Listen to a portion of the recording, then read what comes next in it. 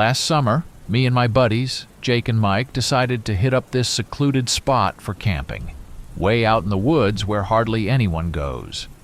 Jake had heard about it from some local guy at the gas station, said it was the perfect spot to get away from it all. So we packed our gear, drove for hours, and finally found this little clearing surrounded by dense forest. It felt a bit eerie, but we were too excited to care. We set up our tents and got a fire going, grilling some burgers and joking around. The place was so isolated. You couldn't hear anything but nature, and the sky was clear, full of stars. It was awesome, just chilling and telling ghost stories, trying to spook each other. Everything was cool until late into the night, after Jake and Mike had crashed out and I was left poking at the dying fire. That's when I started to feel this weird vibe, like we weren't alone. The forest had gone completely silent. No crickets, no wind, nothing. It was so quiet, it felt like the air was thick. I tried to shake off the feeling and decided to hit the sack, but just as I was about to doze off, I heard it. Footsteps outside, real soft, like someone trying not to be heard. I thought I was imagining things, but then I heard a twig snap, close by. I was freaked out, man. I didn't want to wake the others in case it was nothing, but then I heard what sounded like whispering, this weird, low muttering that made my skin crawl. I lay there, heart pounding, as the footsteps seemed to circle the tent. Then something brushed against the fabric, and I nearly lost it. I was too scared to move, to even breathe loudly. After what felt like hours, but was probably just minutes, the noises stopped. I waited, listening hard, but nothing more happened.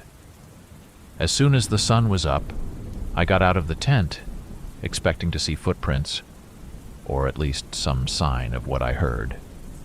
But there was nothing. The ground was undisturbed, the forest peaceful, like the night's terror had never happened. I told Jake and Mike about it, but they laughed it off, saying I'd probably just dreamed it all after their ghost stories. But I know what I experienced. It felt too real, too intense to be just a dream. We packed up and left as soon as we could. On the way back, we barely spoke. I kept thinking about that night, about the figure I thought I saw and the whispering. It didn't feel right, like we'd been in a place we weren't supposed to be. Since then, I haven't gone camping.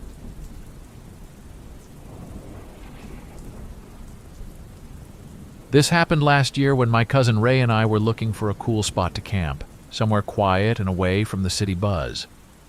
We heard about this place by the lake, pretty remote but supposed to have the best fishing spots. Sounded perfect for a weekend getaway, so we packed our gear and set off.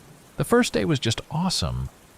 We found this great spot near the water, set up our tent, and spent the day fishing and chilling. Caught some nice ones too and cooked them over the fire.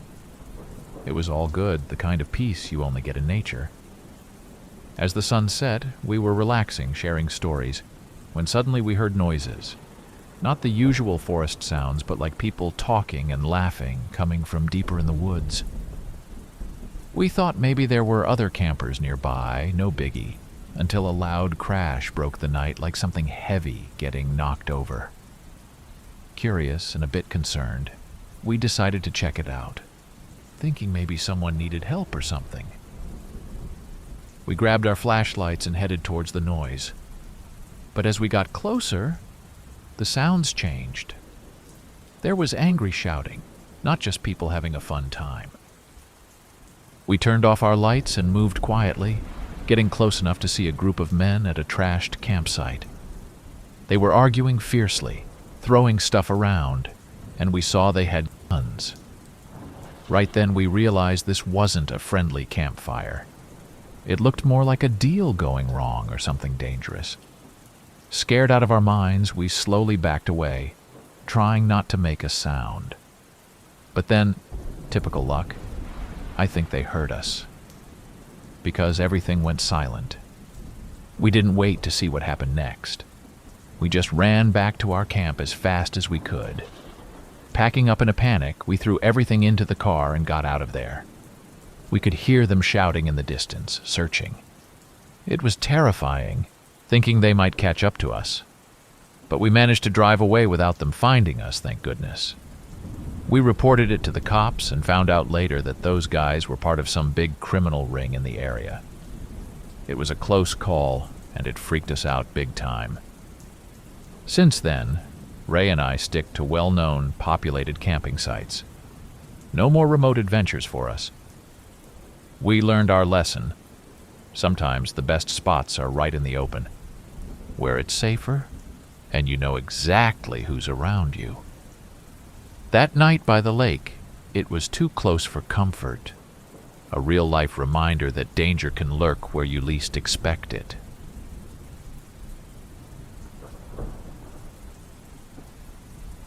Last year, my sister and I planned a weekend camping trip in the mountains. We found this beautiful spot known for its great views and hiking trails. Not too crowded, just what we were looking for. We set up our tent on a small clearing with a perfect view of the valley below, surrounded by towering pine trees. The first day was amazing, just hiking and enjoying nature. But things took a turn on the second night. We were sitting by the fire, roasting marshmallows when we heard a car approaching. Strange, because the nearest road was miles away and we hadn't seen anyone else since we arrived. We figured maybe it was park rangers or late campers, but the feeling in my gut said something was off. The car stopped nearby, and we heard doors slamming, then loud voices. We couldn't make out what they were saying, but they sounded upset, arguing about something. My sister wanted to go over and see if everything was okay, but I convinced her to stay put. Something about the situation didn't feel right. We watched from the dark as 3 guys started unloading stuff from the car, looking around nervously. It wasn't camping gear. They had bags and boxes, and they were trying to hide them under some bushes. Now we were both scared, realizing these guys were up to no good, probably hiding something illegal. We decided to stay quiet and wait until they left. After what felt like hours, they finally drove off. We were too scared to check what was hidden, afraid they might come back. So we waited until sunrise, barely speaking, jumping at every little sound. As soon as it was light enough, we packed up and hiked out of there as fast as we could. We didn't stop until we reached our car and drove to the nearest police station to report what we saw. The police took us seriously and went to check the spot. They found stolen goods hidden under the bushes, part of a big theft ring in the area. We were glad we hadn't intervened directly.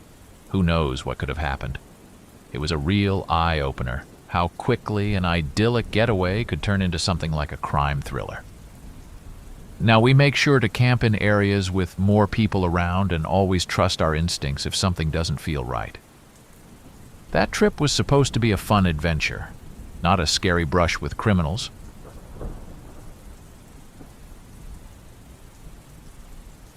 Last summer, my buddy Alex and I were itching for a little adventure, something different from our usual city life. We stumbled upon this listing for an old cabin hidden deep in the woods, way off the beaten path. It promised solitude and an authentic wilderness experience, exactly what we were looking for. The cabin, nestled among towering pines and overlooking a small, serene lake, was picturesque, straight out of a storybook. We arrived in the late afternoon, the sun casting long shadows through the trees, giving the place an almost magical feel. The cabin was rustic, with creaky wooden floors and an old stone fireplace, filled with the scent of pine and earth. We spent the day exploring the surrounding woods, finding old trails and a creek winding through the forest. It was peaceful, the kind of quiet you only get far from the city. As night fell, we lit a fire in the fireplace, the crackling logs breaking the silence. The warmth was comforting as the forest outside grew dark and a bit mysterious. That's when I first felt it, a subtle shift in the atmosphere, like a change in pressure before a storm. It wasn't anything I could put my finger on, just a nagging sense that we weren't alone. After a simple dinner, we settled in for the night. But the feeling of being watched grew stronger. Lying in my sleeping bag, I noticed how the shadows seemed to dance around the room, even though the fire was dying down and there was no breeze. One shadow in particular seemed too defined, too intentional in its movements.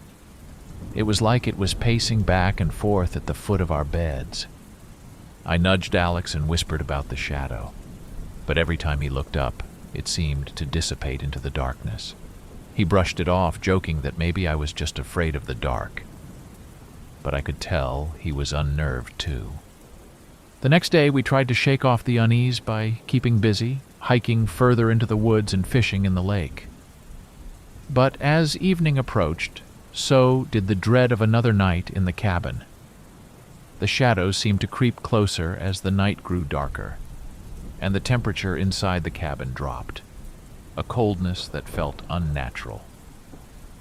That night, the shadow returned, more pronounced and chillingly close. It didn't have a form or features, just a mass of darkness, but I felt a presence, an intelligence behind its movements. It was as if it was watching us, curious or maybe guarding something. We barely slept, and as soon as dawn broke, we decided to leave, cutting our trip short. The drive back was mostly silent, each of us lost in thought trying to rationalize the experience. We never talked much about it after, but I could see the unease in Alex's eyes whenever I brought it up. The memory of that cabin and the shadow still lingers with me. It's hard to explain, but I know we experienced something out of the ordinary, something that doesn't fit neatly into the world as we understand it. It's made me more aware of the feelings I get in places, that sometimes there's more to them than meets the eye. Thank you for watching. If you found these stories gripping, don't forget to subscribe for more spine-tingling content. For another hair-raising tale, check out our suggested video. And if you're hungry for more eerie encounters, dive into our playlist featuring similar chilling narratives.